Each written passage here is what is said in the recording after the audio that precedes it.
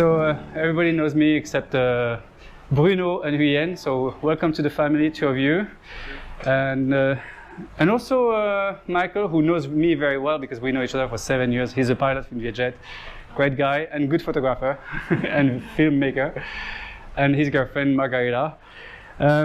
So today I'm going to share with you a topic that a book in fact that I really enjoyed, and what I do is going through this with you.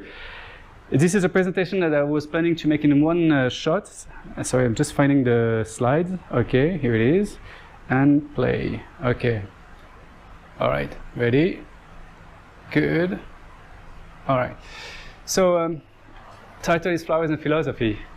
And Flowers and Philosophy, why? Because it's a book that I read from Jean-Jacques Rousseau. And Jean-Jacques Rousseau, as many people think, he's French. In fact, he's from Geneva, and he's so therefore. But at that time, Geneva was like Monaco. It was an independent city, and now Geneva is a part of Switzerland. But so maybe people think, but Geneva at that time was also under a strong influence from the French people. So. Jean-Jacques Rousseau, so 18th century, amazing philosopher. He came with, I'm looking for the word, it's l'état de nature, which is state of nature, ID. And we won't talk about it today, and we'll talk about it another time, because today we're going to, because this talk was planned to be on two topics, philosophy and flowers, but today's part one is flowers, okay? But the part two will be about his idea about state of nature, and it's a very interesting idea in philosophy. But so, as I said, writer, composer, and from Geneva. Okay, next. So summary. So the botanist and the philosopher. So today is going to be the botanist. Okay. He wrote these letters. He was around 60 years old, and he was sending those letters to his cousin, Madame de Lesseps. And unfortunately today, I won't have the capacity and the talent to give you the whole beauty of his talk. All his letters, when I read his books and his 8 letters, I was in awe in the way he was writing and speaking. I mean, for me, it was just honey in the ears, the way he was saying things. And also what is amazing about this book is the detail in the words of what he was saying. I mean, and the way he was saying, and the way he was talking to his cousin. So I found this, so in this book, there's only his side letters. We don't get the return from his cousin, Madame de Lesseps. We get only his letters. And yeah, so it's a beautiful series of book. So what I try here, I will try to express in a technical way, if I can say. First, I want to explain that I'm not a botanist. I'm not an expert in plants. And I read this book at the moment where I wanted to know a little bit more about plants. Because my dream at some point in my retired life, is to have a house with a garden. So, like many people, I guess. And I was like, okay. And write letters maybe to you guys. Do you remember that time in Vietnam where we were talking? So. And then I got interested. So I read several books, and this one was a small little book, just 8 letters. And I was just, wow, that's the best one I've read, in fact. And you understand why, I hope. And I hope you'll be as much in awe that I was when I read this book. So I'm trying to give you all the details that I can from this book. And of course, I won't be able to give you the beauty that he gave in that book, okay? The beauty of the writing and the expression that he gave in that book. So yeah, that's a funny point. When I read that book, I don't know who was here for the talk Life Beyond Earth. Who was here? Life Beyond Earth? Okay. I don't know if you remember, but at some point I made a reference to the book Sapiens, and I talked about species and what makes animals and two animals from the same species. And the answer is sex. And plants, this classification is based on sex. And what is the sex of the plant? Is the flower, simply. Okay, so let's go next slide. So I took this and translated it from him, okay? He says learning by heart plants' names is an insipid task. Insipid means tasteless, boring. So he says to his cousin, Madame de Serres, learning by heart names of all the plants is just a boring task, okay? You can be a good botanist without knowing plants by their names. And this is what I found fantastic in this book.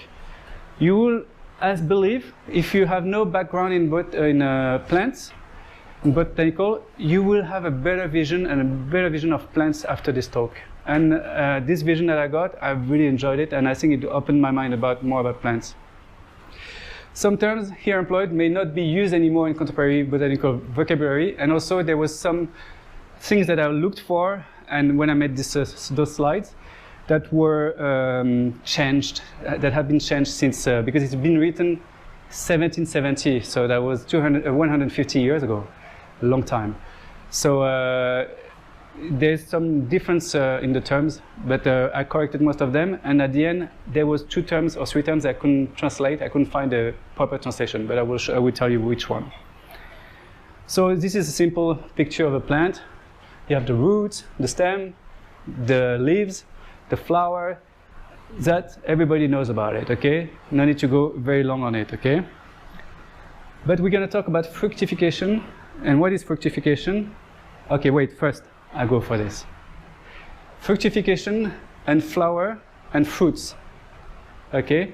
I ask time to time to people, oh, what is the difference between a fruit and a vegetable? I can ask it now. Anyone can raise his hand and try?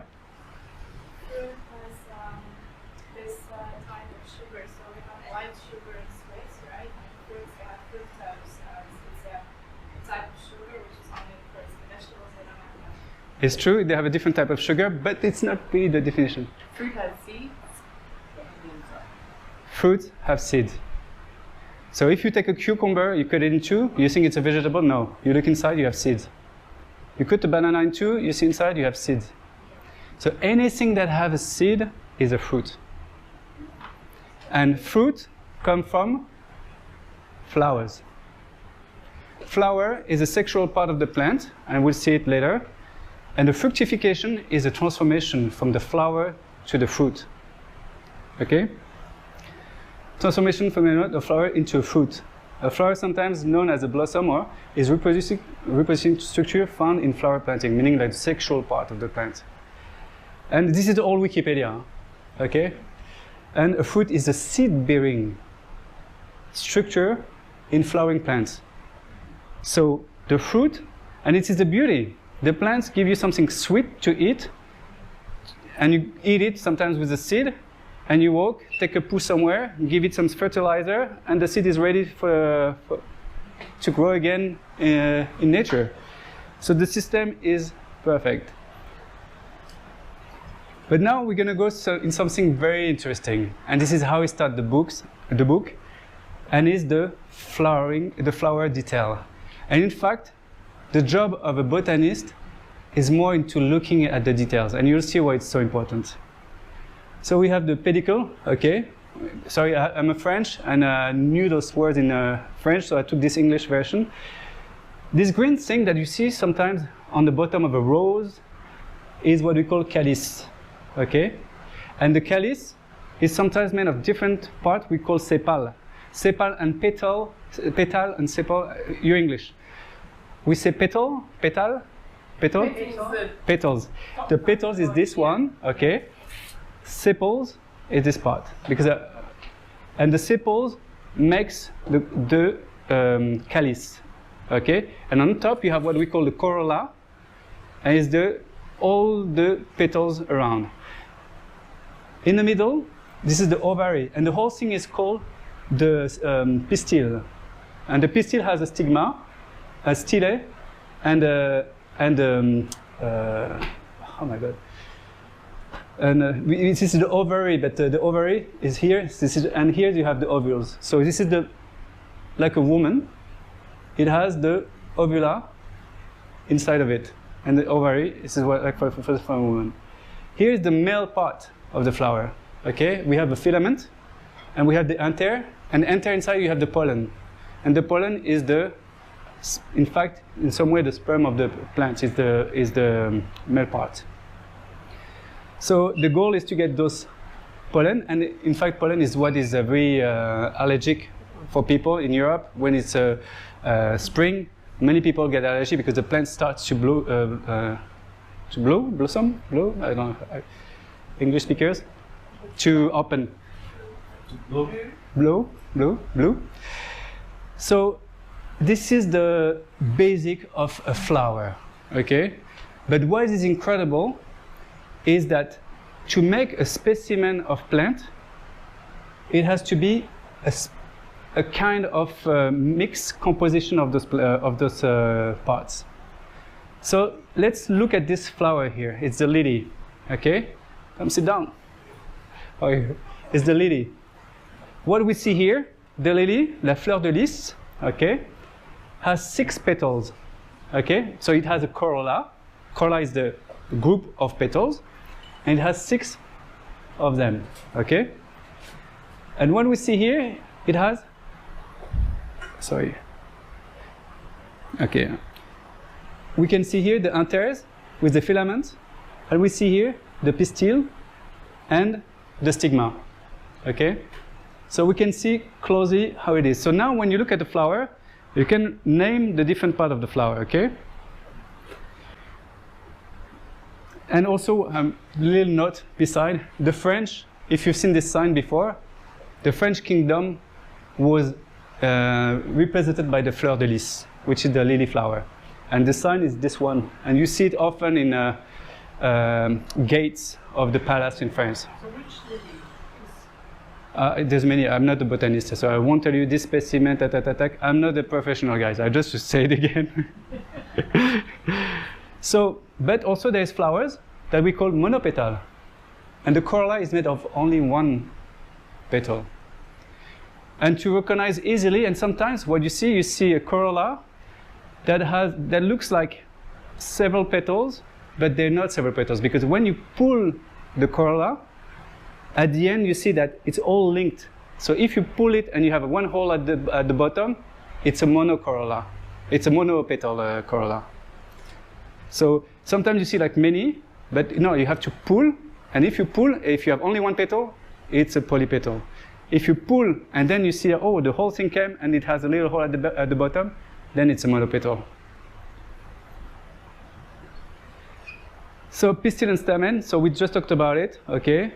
I don't think we need to get again on it. Same story as earlier. And this is the lily, okay? We can see in details. I put this because like that you guys can see it in a better way. So you have the filament, the anther with the pollen inside, and the pistil with the steel and the stigma. Wait. Souvent quand la fleur est mûre, okay. And so when the flower is mature, then the anther opens and release all the pollen, okay? So the part that I have just been describing can be found in all flowers with different proportion and aspects. So sometimes they're located a bit differently, sometimes there is more or less of anther and filament, or sometimes there's more petals, less petals, but all those elements are in a flower, but in different proportions, okay? By analogy of those parts and their diverse combination, they are defined the main families of vegetal kingdom.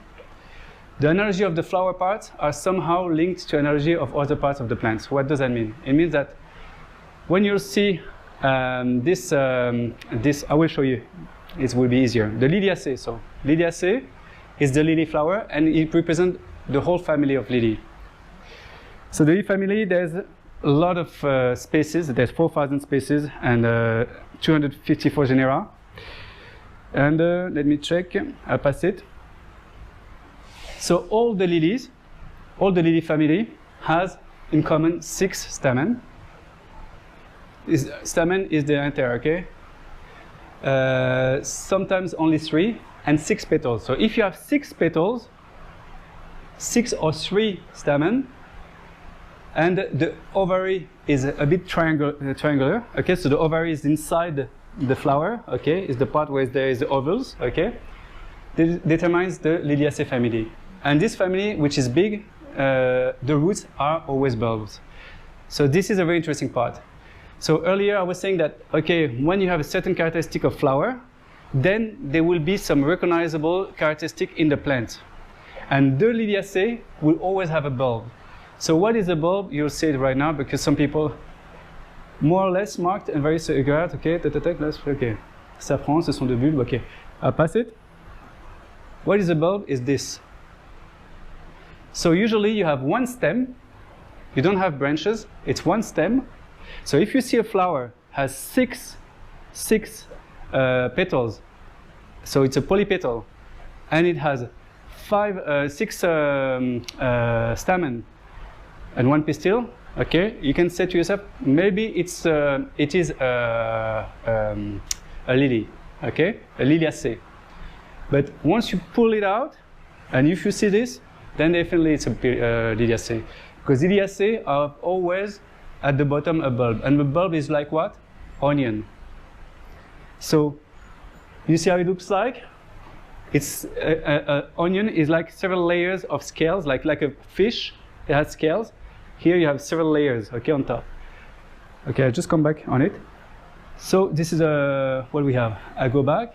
You see here that there is no more memory work, but rather an observation, a worthy task of naturalists. So I took his phrase from the book around that place. And I think it's very nice, because he says, you see here, that here we don't remember the name, we don't try to remember the name, but we can notice the little characteristic of that plant. And you know that all the plants that have those characteristics, they will be from the same family, and the lily here. So what is this? You know what is this? Saffron. Saffron comes from Arabic word, it means yellow. And saffron, what you see here, is the pistil. And what you see from the saffron? 1, 2, 3, 4, 5, 6, 3 stamen, 1 pistil. And something very interesting in all Liliaceae, look here. Anyone notice something?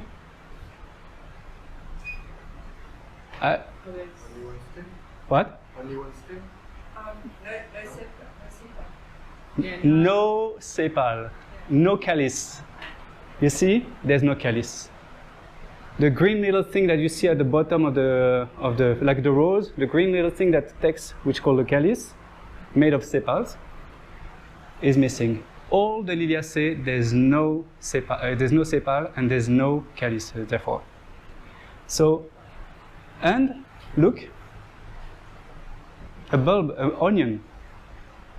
This is saffron. Tulip, same story. Everybody know tulips? Tulips, famous flower from Holland. Holland has a big story with Holland, because there was a crash, economical crash, because of tulips. Same story. 6 stamen, 6 petals, no calice. So you pull up, no bulb, there's a bulb. Wow. And what I like here, flowers like human, doesn't matter the color. We're all the same species. So it's all the same species. We have the same they have the same characteristic, different color, but it doesn't matter. Same species. Wait. Onion. Now you know it's a Liliaceae, because it's a bulb from the bottom of the plant. And same for garlic, and same for onion, garlic. What's the other one? Spring onion. Yeah, spring onions, leeks. Yeah. The leek, same. But that's not a bulb. The leek's not a bulb. A leek is a bulb. If you look at the bottom, yeah. It's a little. And here, you see this is the onion flower. Onion flower, 1, 2, 3, 4, 5, 6. Okay, and if you look, there's 3 or 6, I think, 6 stamen and 1 pistil. And as you see, if you look below, there's no calice, all straight, and at the bottom you have the onion that you eat. Like okay. truffle trees. Yeah. Truffle the trees. Truffle the tree, I don't know. From kids. And also, so you see that the sexual part of the plant make the type of a plant, okay? And also you recognize they all look the same, okay? No calice, and the leaves, they're straight and coming up from the root. But does that mean like the normal lily, the flowering lily, has a smell like onion or garlic? No, in the book it doesn't say that, and I don't think it has a smell like this. It doesn't have a smell like this, no. That would be sad. So this is the garlic, as I told you, and the leek at the bottom is, and there's different scale, different. So you take it out, and it's scale. The muguet, okay. This is the flower that I get every time by my mother when I'm because I was born in May in France. 1st of May is the month of lily of the valley. So, and no calice, 6 petals, same story. Huh? And you see the leaves always straight from the ground, okay? And here is the jacinthe et jonquille. Jonquille, jacinthe, same story. Yeah, and it's incredible because they love species like this. I'm sorry you missed something because now it's going to be hard for you to get it back. So now we talked about the Liliaceae, and you see that it's very interesting that we have one type, and if we look very close to the plant, we can see that we can recognize the family. And now, okay, if we don't remember all the names, but at least we can recognize a lot, a big variety of plants, and it's a lot of them. There are like 4,000 of them in this family. Okay, Brassicacées or cruciferae. A cruciferae, crucifère en français, crucifère. What sounds like for you? What does it sound like? Very good, crucifix. And what it means, crucifix? It has 4 petals, like a cross. Okay. And 3,200 species. Okay, and 350 genres. Okay, let's move on. So wallflower, Brassicacées, you will find 1 calice. So this time we have a calice. Okay. 4 sepals and 4 petals, and every time you see sepals and petals, they always offset. So if I have the sepals like this, then the petals will be offset to be in the middle. Okay, and the pistil is long and cylindrical. The stele is very short and terminated with a stigma and in 2 parts. So the stigma is a little bit open, and 6 stamens, 2 short facing each other. So I will show you, it's much better. So wallflower here. In this family, usually the calice is very long, and you have 4 of them, and the petals are in the side. Here we have a very long cylindrical pistil with the stem, with a short stele and cut in 2 stigma. And the flower looks like this, and and you can see it's very, very long. And it's a very important family because in France, we use a lot this plant because why we have it for production of oil. Colza. Colza is that family. So here I have put some examples, some pictures. So you see I have 4 petals, okay. Mustard, same family. And you see the cylindrical pistil is where the grains are inside. And the grain is the seed, and the seed is the fruit of the plant. So often people think that the fruit is something you eat and sweet. It's not, it can be a grain. And the colza is a grain, and here mustard is a grain, but it's the fruit of the plant. And this is where you get all the energy. Okay. So we can look at it. 4 petals, okay. Very long sepals and offset, and the stamen. Turnip is one of them. Navet blanc, okay. So it gives this fruit. This fruit. This is not the fruit. This is the. It's not an onion. It's called. Radish, yeah. It's radish. No, yeah, turnip, but it's not radish. It's turnip, and turnip is a different kind of radish. We just call it a root vegetable. Root vegetable, yeah. But in carrot is different. Okay. Ah, okay. But yes, here you have the 4 petals. You can see them. 4 stamen, 1 pistil, and this is called tubercule. Tubercule, and tubercule rhizome. They are the energy of the plant. This is where the plant keeps all its energy. It's not an onion because it doesn't have the scales. Okay, you cannot just peel it. So we can, in flowers, there's 2 types, what we call regular and irregular. And regular is like, when you look at the flower from the top, you see that it's homogeneous. It's like one shape. Irregular, it means like, oh, the shape is weird. Or how we say, it's not a circle, it's like a different shape. So all flowers can be divided in 2 classes, regular or irregular. Brassicae and Liliaceae are regular, okay? Because you see, when you look at them, the Liliaceae has 6 petals proportionally in good proportion, okay? And the Cruciferae, same. They are 4, but proportional. Pea flower, irregular. So it's a monosepal calice, okay? So the calice is made in one piece, okay? And the polypetal corolla, so it has many petals, showing 1 big petal on the top called pavilion, which protects the lower part from the elements. I will show you the picture. The bottom part, caricote and answer, covers the most precious part of the flower, which is the stamen, and it has 10 stamen, 1 cylindrical pistil. So what you can see here that for this family, we're just going to give the name after, you need to meet those criteria, okay? So the peas, okay? The peas, and look at the flower. It's a polypetal. It's not a regular, it's an irregular, because you have 1 big on top, and in which you use as like a hat to protect the middle, and the 2 middle side, they hide the pistil and the stamen from the elements, okay? And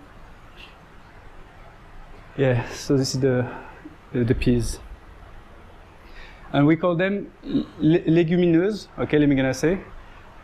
Or, I like this name, it's a French word, okay, papillionaceae. Why papillon? Because it's a butterfly in French. So you can see the little butterfly, so papillionaceae, it's nice. But the title is Fabaceae, so it's this proper. All the characteristics that I just described are common to the Fabaceae, broad beans, lentils, beans. So it's a big family, and 19,000 species. And inside you can see broad beans, you can see lentils, you can see beans, peas, broad beans. Green beans, same family. You see the flowers? Irregular, okay? Different shape and different place. Lentils, irregular. Sum up, so far all flowers described are polypetal, regular Brassicae and Liliaceae, irregular Fabaceae, okay? So I described here 3 families. We have 6 families, so maybe this talk was going to be very short. So we have 6 families. So we described 3 of them. It's Brassicaceae and Liliaceae. Now you know the difference. One is 6 petals, okay? And those 6 petals are regular, okay? And you have 3 or 6 stamen, no calice. And here, Brassicaceae, it's 4 petals, and this is why we call it also crucifer, okay? And the crucifer, they have 4 petals, 4 sepals, okay? And 4 stamen. Irregular, we talked about it also. You okay so far? Yeah? So interesting, you like it? 6 families in total, or 6 we're So- talking about today. Yeah, in the book from Jean-Jacques Rousseau, he described to his cousin 6 families, and for him the most important ones. And those ones we're describing here are among the biggest ones, and they are the ones that most of your food you're having now is made out of them. So just the 6 family here, but there's other families that are even bigger, like the orchideas. Orchidae are even a bigger family. They have a lot of species in it, but he doesn't talk about it here. And maybe You do the illustrations. no. And this is the beauty of this book, and this is where you realize that at that time, you needed to be a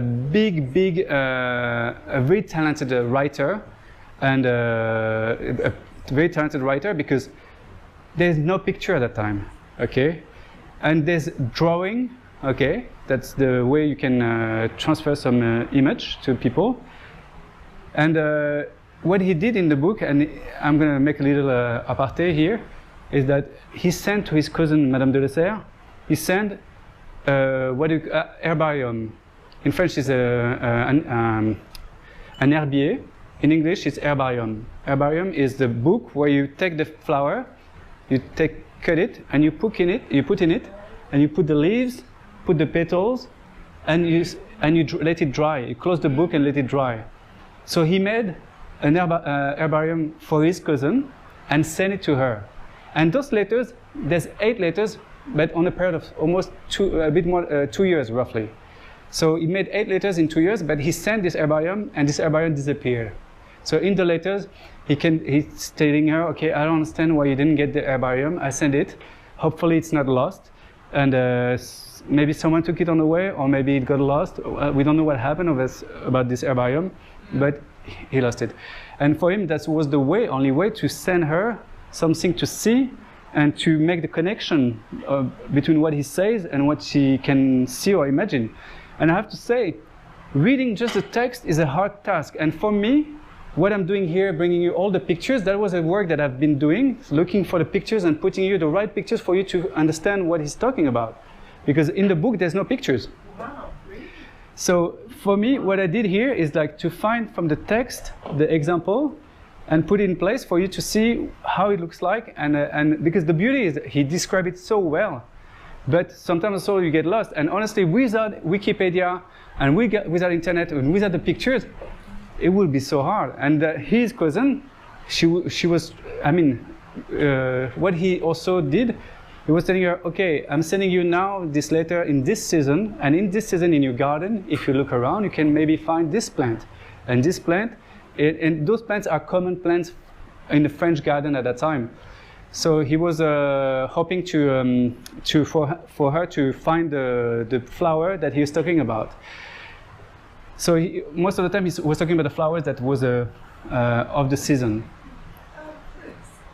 Why did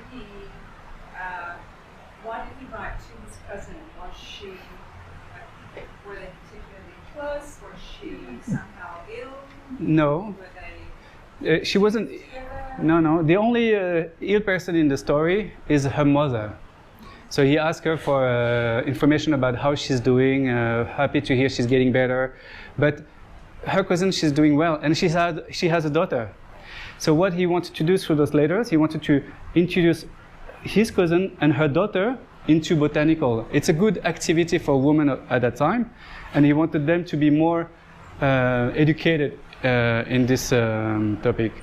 So I don't know the real origin of this, how it started, because it's not in the book.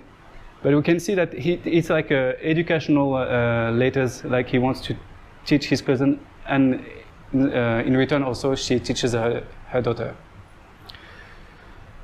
So far all flowers described are polypetals, regular and irregulars, okay? Questions? No? Good? So irregular monopetal. So now we have monopetal, irregular. We call it fleur en gueule in French, which means a face, like gueule is like for the dog, you know, like the face of the dog, but easily visible. So it's open. You can see everything inside. Okay, you can see the stamen, you can see the pistil. Monopetal split in 2 parts, upper and lower. Lamiacé, and this is the most important and most interesting one. Lamiacé, we call it also labié in French, which means lips. The corolla is open, okay, and it's open like a lips, okay, like a mouth. Naked seeds, so we can see everything inside, have odors. And all the plants which are aromatic plants are Lamiacé. Thyme, rosemary. mint, if I'm not wrong, lavender, oregon, they all Lamiaceae. So that's interesting. They have 4 stamens, and they're all monopetal, irregular. And now I'm going to show you some examples that I found online. So does it mean like in ancient botanics there was like, for those aromatics for example, or the Lamiaceae, there was one and then they just obviously spread and evolved differently to get different scents? That's Darwin works for animals like for plants. So it starts from one specimen, and it goes and it changes slowly. And this is here. We're talking about families. Families has many. In fact, how can I say? We human, okay? We are what we call genera. You say genera in English, yeah? Because we say genre en français. And I know in English I looked in genre. So genre, okay, is hominidae, okay, hominid, okay, and our species is Homo sapiens. But we know there was also other Homo. We had Homo neanderthalis, we had mini Homo, but all those ones disappeared in the time. But there's only one species remaining from this genre. Is no, it's not generation. It's not generation. It has nothing to do. It's a subdivision. So, in fact, no. It's a genre is it's a classification way, and we call it genre. But we are also part of a family. We are the mammals. Okay, woman, you have it. So when you give birth, also we're not ovipar. We are vivipar. Means like we don't give eggs. We give animals trait. So all this is classification. The plants are the same. In the plants, this plant I'm talking about now, we call it angiosperm. Angiosperm means what? Sperm is seed, and angio is cover. And the seed is covered by a shell, okay? So either a grain or a fruit, okay? And in fact, when you look at the ovary of the pistil, thank you. Inside you have the ovula, and the ovula will be the seed, but the the ovary will be the shell. Okay, so if you want me to come back on the picture at the beginning, I will bring you.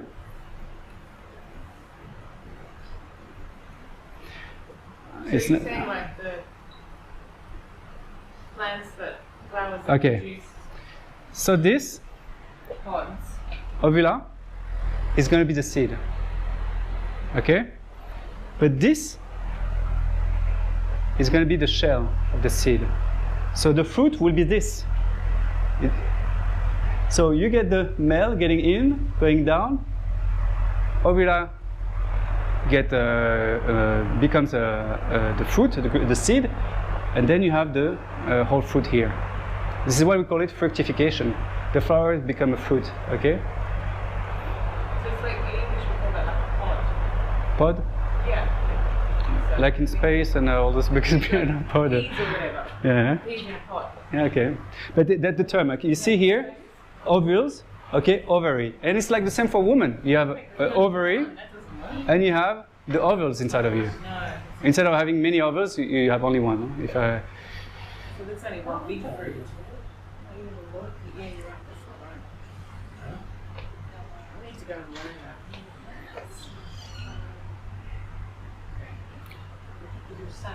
But that mustard seed one, for example, are you saying that section there turns into the...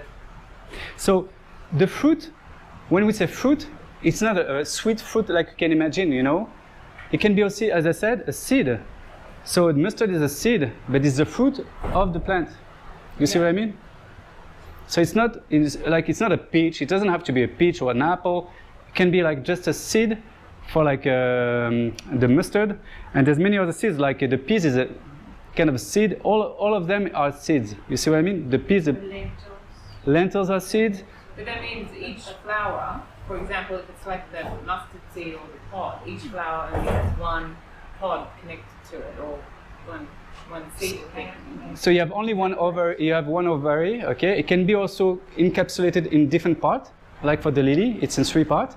Okay, so there's many different types. I'm not a botanist, so I cannot tell you, oh, this is going to be this specimen and this other stuff. But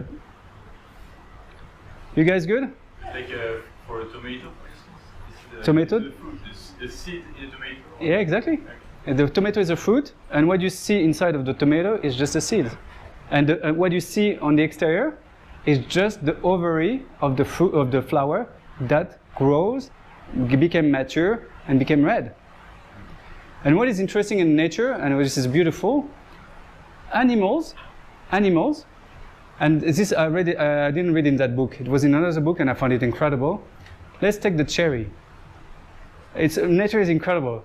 The cherry at the beginning is green, okay, and we know that when they get mature, they become red, dark red, okay, and inside you have the seed, okay. The thing is that birds, they see red colors better, and they don't see the green. And nature made that the plant don't become red when the seed is not mature, because the tree is not mad at you if you take it and eat it, because you're going to bring it somewhere else and sow it somewhere else, and then you're going to propagate. Thank you. I was thinking French, propagate the species. So nature is really well made in that sense that it's a perfect working machine. But what I liked, there was one part of the book where he said that human, and I like that sentence, I even highlighted, that human being is good to denaturate nature. And unfortunately today, and what he was saying at some part of the book, that in fact often when we see that we human being, now we grow trees, not by putting the seed in the ground, but what we call, I don't know the English word, it's bouture. In bouture is when you cut part of the stem and you plug it here and then it grows quick, okay? Crafting. So we craft, we cut and we put and it goes quick. But what happens? Often the plant you get is sterile. It doesn't give birth. It doesn't give seeds that will give you a proper plant. So we denature the plant. So that's, and if you want to, and it's beautiful, he said that in the book, he said, and because I've watched many videos about this because I was very interested into plants, where he says, okay, when you do this, now if you want to find a proper seed that will grow and make you a proper tree or proper plant, you need to go in wild nature, because human denature nature. Okay, so we came here, we talked about the polypetal irregular, and now we were talking about the monopetal and the lamiaceae, which are all the aromatic plants. And here we were talking about the ortie blanche, which is the white needle in English, ortie. And it's a beautiful plant. You see here, it looks like several petals, but it's only one. And if you pull it, it all comes in one block. It has a calice with 5 spikes, okay? And it has 4 stamens, and 2 are shorter than the others. And they're all covered by the top of the petal. So it's a monopetal. And here thyme looks like several petals, but it's only one, it's a monopetal. So if you pull it, you will have only one petal, one corolla, one petal, and with a hole at the end. If you pull one side, you pull everything with it, okay? So it's a monopetal, it's irregular because it's going in every direction, okay? And you have the 4 stamens. So if you have 4 stamens, one monopetal, irregular, it's lamiaceae. Thyme. So, and I like this first sentence, sorry I didn't have time to translate it, but it says, okay, we pretend that botanic is a science of words, where you exercise your memory, where you just learn the name of the plants. Okay, for me, I don't know any reasonable science that is only based on words. Okay, and which one should I call a botanist? The one that remember all the name by heart, but without knowing the structure of the plants, or the one that knows the structure of the plants, but without knowing the name of the plants? So in fact, to be a good botanist for him, you have to be a bit of the two. First, you need to look at the structure, understanding how the plant is made. But what is amazing in his book is like he goes really into the details and he's telling you, look at this and remark, and he goes like in a very, and also a good botanist has a magnifier and a little squeezer and can look at everything in the detail, because sometimes it's very small. And you'll be surprised because he kept the best for the end, and I'm bringing it on. Do you have a magnifier? I don't have a magnifier. You should. And a telescope. So And a telescope also, yeah. I've got so many things to, yeah, definitely, yeah. Thank you. But I will get one, for sure. So he talks also, there's also some characteristic you can look at, is what we call it superior, half inferior, and inferior. It's about the ovary. Sometimes it's on top of the pedicle, sometimes half, and sometimes totally inside the pedicle. And that's one characteristic of also the plants. And what is interesting, I looked on the internet, and Rousseau was classifying them in the opposite order. So he was calling superior what was inferior, inferior, superior. Yes. Apiacé, umbellifère. This one is very interesting. So earlier, you remember, what was the name we gave for those plants with 4 petals? Great. What reminds you of this? Umbrella. Thank you. Easy, huh? Umbrella. This is the umbrella family, okay? Umbellifère.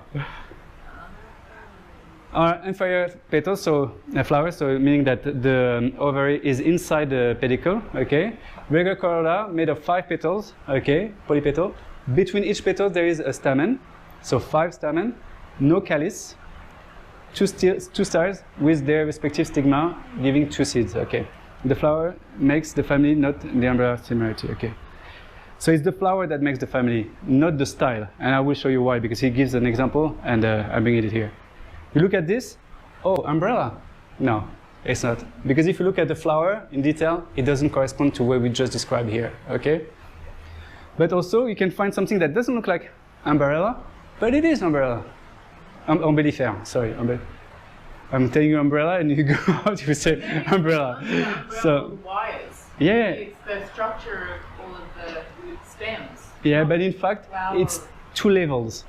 You have, okay, it goes 1, and then you have several. And here you don't see, but there's many flowers. So here you arrive, and then boom, boom, boom, boom, boom, it's many flowers. So what you see here is not 1 flower, it's many flowers. And we'll see that after. And why? Look at this. 2 pistils per flower. And I made it a big picture because it's very hard to see in details. Okay. And I brought another picture. I think it's a very good. Look at this. 5 petals, 2. For every flower, there's 2 pistils. And there's a lot of them. So you would think, oh, this is a flower, but no, there's a lot of flower here. You realize? It's amazing, huh? I found it amazing for my part. So, umbellifère, umbrella. Carrot it is. Okay? This talk is just making me hungry. And this is carrot. And look at the little, beautiful little umbellifère. A lot of them. Wow. You see each head, so you have many stems, and we have all the heads here. Parsley, umbellifère. Okay, last family, but not the least. I think the best one, and after that that was one of my shortest talk. Okay, so. For the questions, okay? Wait for the questions. Yeah, I know. I can count on you. So, you know what is this? Daisy. Daisy. Ah. So what do you see here? A lot of Many. petals. What? Many. Many petals? Poly. Polypetal. Okay. So this is the surprise. You see here 200 to 300 flowers. you see only 200 to 300 flowers. Ah. Unbelievable, huh? Me, when I discovered that, I was like, man, this is incredible. This is not a petal, it's a flower. This is not a petal, it's a flower. Yeah. This is not a petal, it is not a pistil, it's a flower. You have 200, I will show you, because you're looking at me like, what bullshit you're saying? So it's flowers. Here it is. I took and I made a big, what do you see here? Ah, yeah. So if you pull one of what you see a petal, it's not a petal, it's a flower. And if you look inside, you will see this. A monocorolla, as we described earlier for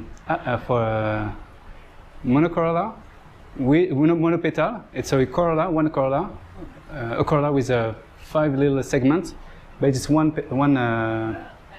corolla. And inside you have what? You see here the pistil, but with 2 stigma. And here, what you see here is the filament with the stamen, where you have the pollen.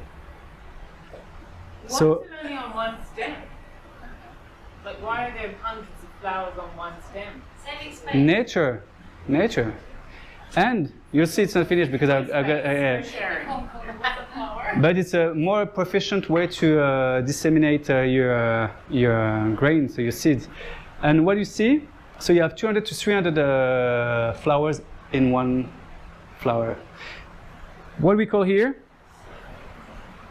you have many of them, of the same family. And those families called composite because it's composed of many flowers. Wow, amazing. Or Asteraceae, meaning the star, because they look like a star. So it's not too difficult to remember the name of the families. Cruciferae, okay.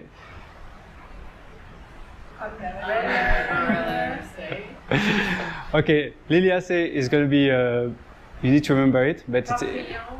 no, papillon, yeah, it's good. This is Lamiaceae, and Papilionaceae in French, but it's Lamiaceae. That is true. Papilionaceae is the one that looks like a butterfly. Papilionaceae, and it's the polypetal, 5 petals, and here we have the composite flowers, and they contain in one calyx. So there's only one calyx. That's a characteristic that's very important. One calyx, but for all those flowers. Okay. But this family is separated in 3 sections. Because before, okay, those flowers, we gave them a specific name. Because what you can see here is 2 types of flowers. Okay, you see one where the corolla is one side only. Okay, it's one petal, but in one side only. Because this is a petal, huh? Okay. And this is also petals. Okay, it's a petal, monopetal. And this one is a monopetal also, but the shape is different. Okay, so we give them the name of fleuron because it's a small little flower, fleuron. But this is a French term, sorry. Huh?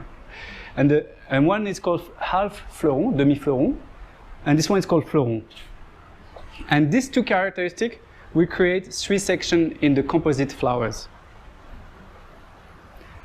Okay. So the 3 sections is flowers made only of demi-fleuron. There's also flowers only made of fleuron. And there's flowers, we call it radier. And radier comes from radial, and radial is a circle. So the one we seen just before, oh, sorry, wait. Wait. Okay, this is radial. All those are radials because they look like a circle. Okay, but you look the other ones. You know this one. How you call it? Dandelion. Dandelion. And it's funny because it comes from French. And dandelion, ouais, very good. And dandelion is a tooth of a lion. And it's a flower made only of demi-fleuron. You see? It's a half. You recognized it from the other picture? And it's a hundreds of them. Oh, wow. You see? And hundreds of them will create this little beautiful seed, and when you're going to blow on it, it's going to send it into the air. So now you know that dandelion is a composite flower, because it's not one flower, it's many flowers. Interesting, huh? Why is it called tooth of the lion? I don't know, it looks like maybe a tooth, I don't know. I'm not a... Oui, pissenlit. But no, but if you look in Wikipedia, it's called pissenlit and dandelion. Common language, yeah. In common language, we call it pissenlit. We also say dandelion. In Portugal? Eh? Yeah, okay. And it's funny because you, British and Portuguese, you got it from the French language dandelion, but we are French, we French, we don't use the dandelion, we call it pissenlit. Funny. But it's a second name, dandelion in French. And this one, maybe some of you know what it is. Some people drink it. Absinthe? Absinthe, yeah. He knows what it is, huh? So absinthium. This one is only floron. So it's a floronné, fleur floronné, what you call a flower floronné. It's only floron, not demi-floron. You see, there's no demi-floron in it. And this one, obviously, we talked about it. And this part we call it the disc, and this part we call it the radial. So composite sum up, composed of floron and demi-floron, only one calice, shared for the fructification. Florons are made of monopetal split in 4 or 5 sections, filaments joined 5 cylinders. It's all details, but here it's the goal is not for you to remember everything by heart, but it's just to understand the concept. I think the concept is very interesting. Me, before reading that book, I never had this vision of flowers like I have it today thanks to that book. And I thought it was an interesting way to share it with you. We've seen many families. Okay. And yeah, postscriptum, this work is brilliantly detailed. How many bits of words? Yeah, this is what I was saying earlier. There was no photo, only text. And so Jean-Jacques Rousseau did a fantastic job writing this to his cousin because it was beautifully written. Unfortunately, I didn't give you this aspect, but I hope you got the aspect of the interesting points of botanic. That was it. I hope you enjoyed it. Yes.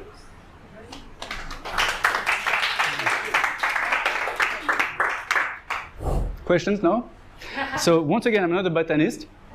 I found it interesting, and I found it worth to be shared. Yeah. So, but if you have questions, we can try.